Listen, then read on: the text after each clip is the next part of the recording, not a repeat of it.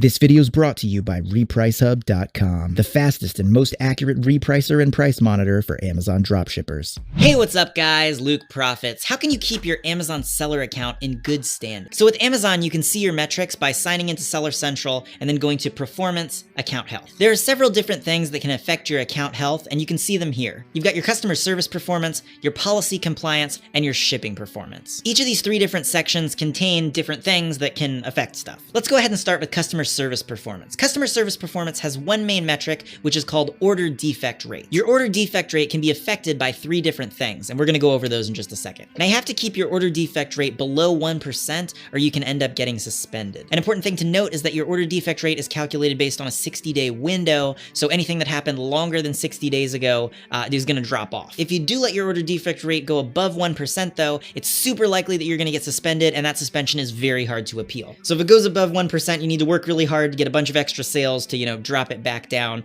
so it gets down below 1% because you don't want to get suspended. Like I said, super difficult to get your account reinstated if you were suspended for basically having bad metrics, because it's like, oh, they're a bad seller, that's why they were suspended, why should we reinstate them?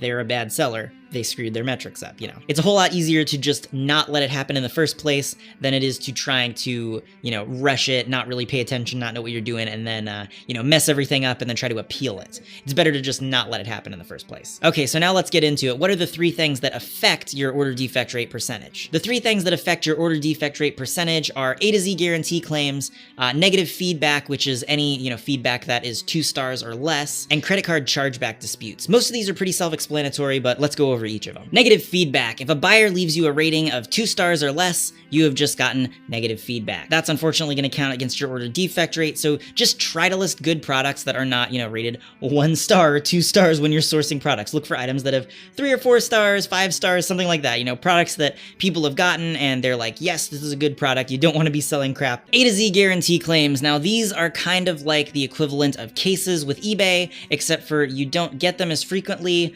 but they're worse when you do get them. You usually really only get them when there's some sort of, massive issue. The product wasn't delivered, or the wrong product was delivered, or it was broken, or something like that, and you didn't let them return it, or there was some sort of issue with the return process. That's usually when this kind of thing happens. Maybe it was the unreturnable item or something like that. Before a buyer can open an A to Z guarantee claim, they have to send you a message and basically tell you what the problem is, and you have a full 48 hours to respond to that and deal with it. As long as you're giving good customer service, you can prevent most of these A to Z guarantee claims, but if you do end up getting them, you have to win. Basically, unlike with other platforms, with A to Z guarantee claims, there are 2 options, and that is you win or you lose. You can't really, have anything where it's like, oh, you were wrong, but you refunded the buyer, and so that makes it not count against your account. No. With Amazon, because they're so strict, basically, if you did something wrong and messed up, the A to Z guarantee claim sticks, and it's gonna hurt your account and counts against your order defect rate. Or if the buyer's wrong and their, claims are kind of ridiculous and they're not covered, then you're gonna win the case, and,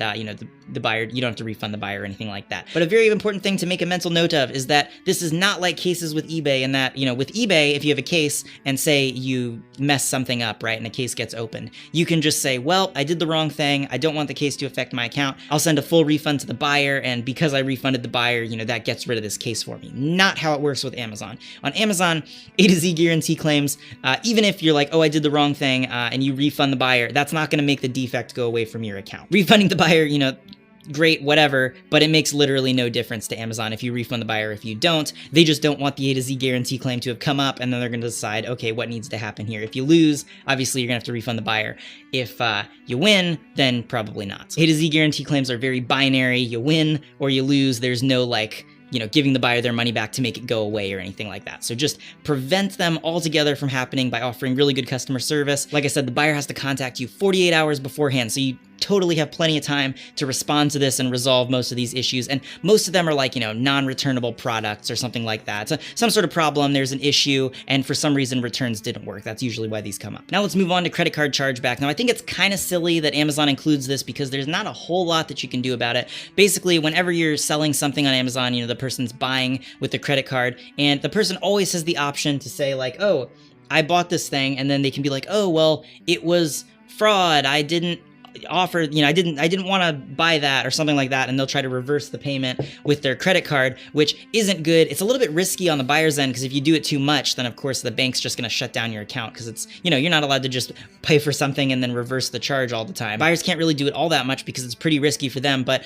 if that does happen and then, the money gets taken back and they have the product, then that's going to get counted against you. Like I said, not a whole lot you can do about it, but pretty infrequent thing, doesn't really happen very often, so not something that you should super worry about it. Just know that you might see it here or there. I think mainly they have this included with metrics in case something sketchy is going on where, you're selling a ton of products and most of them are getting chargeback cases on them or something like that. Amazon just sort of needs an excuse to be able to get rid of those sellers. So I think that's kind of why this is here. Chargeback cases are just something that happens when you're doing business. It happens sometimes and it's not fun, but Amazon makes you responsible for it, so it's good to be aware. So those are the things that affect your order defect rate, which is the main thing under customer service performance. So those 3 things, again, those are just negative feedback, which is any feedback that's 2 stars or less, A to Z guarantee claims, and chargeback claims. Basically just take the total number of, any of those issues that you've had divided by your total number of orders in the past 60 days, and that'll give you your order defect rate. Again, you do not want your order defect rate to go above 1%, or you're at a strong risk of getting your account suspended, and then it's gonna be hard to get back, because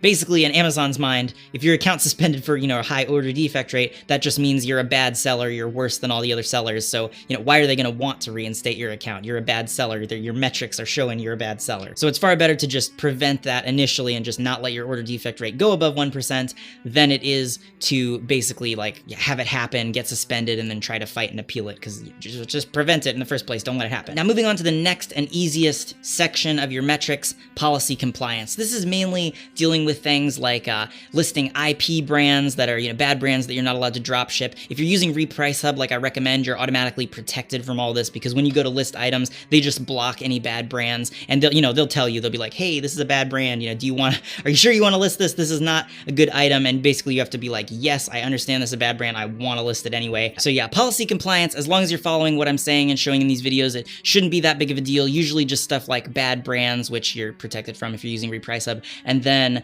selling like knockoffs of stuff. If Amazon thinks that the product isn't genuine, or you're selling it, cheap, fake, or something like that of the same product. Those are the main things, and it's sort of all broken out so you can see what the certain violations are for. There's even like a spot that shows you suspected violations that aren't actually violations yet, but they just, think there might be a problem there. So that's pretty much it for the policy compliance, section number 2 of the 3 things of keeping your Amazon metrics in check. Moving on to the last one, shipping performance. Now, obviously, it's super important to be getting all of your items to your buyers in the time that you say it's going to take to get it to them.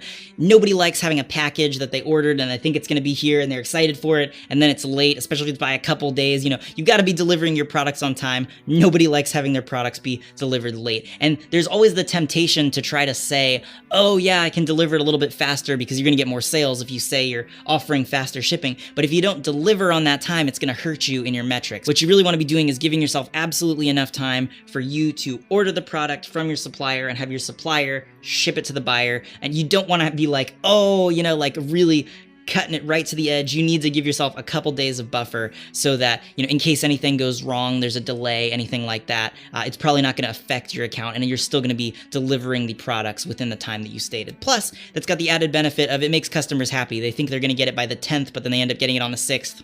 Nice, right? That makes them happy. Your shipping performance is based on a 30-day window, so anything that is older than 30 days, doesn't really apply anymore. And it's basically just a measurement of how much stuff is being delivered on time.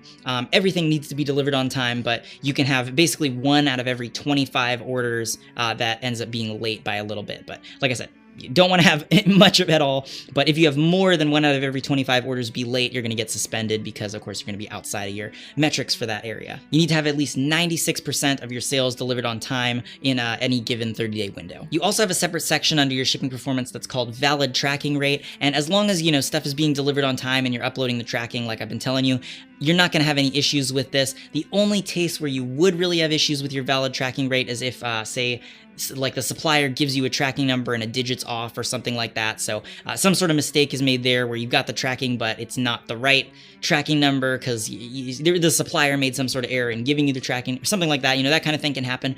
Or if you were doing a workaround that it's not something you want to do much. It's like really a absolute last resort kind of thing where you need to cancel an order, but you can't cancel an order because it's going to ding your metrics. So you sort of have to do a workaround where you basically cancel the order for the buyer, but to Amazon it still looks like the order hasn't been canceled. I'm not going to go into too many details here about how that works, but just know if you do that too much, it can mess up this number. So that's why you want to do it as little as possible, and it's like really a last resort kind of thing. As long as you're uploading most of your tracking numbers on time, your valid tracking rate should look fine, shouldn't really be an issue, not going to cause you any problems. The last thing under shipping performance is your pre-fulfillment cancel rate. So this is basically the number of orders that you have canceled, and it goes on a 7-day window, not a 30-day window, not a 60-day window. It goes on a 7-day window, which is kind of surprisingly short, right? Any orders that you cancel for any reason other than, the buyer asked to cancel are going to be counted against you here because you're not allowed to cancel orders on Amazon. Generally, if you get an order, even if it's not profitable, you're losing a few bucks on it, you still have to fill the order anyway. Now, one good thing that you do also want to remember is that